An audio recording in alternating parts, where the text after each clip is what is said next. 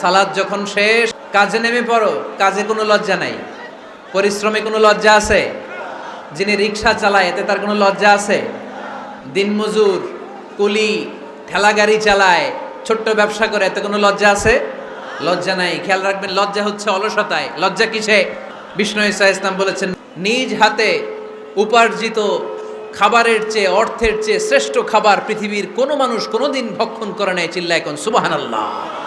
কাম জড়িয়ে যে অর্থ উপার্জন করা হয়, যে ইনকাম করা হয়, এটা হালাল। আর হালাল খেয়ে দোয়া করলে কবুল করে কে? এজন্য খেটে খাওয়া মানুষ, শ্রমজীবী মানুষ আর মেহনতি মানুষদেরকে বিশ্বনবী খুব ভালোবাসতেন।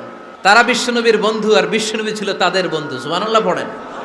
এজন্য যারা খেটে খায় তারা কপালওয়ালা, তারা মুস্তাজাবুদ দাওয়া। মুস্তাজাবুদ দাওয়া মানে এমন ব্যক্তি, যে ব্যক্তি দোয়া করতে দেরি হয় কিন্তু দোয়া কবুল হতে দেরি হয় না।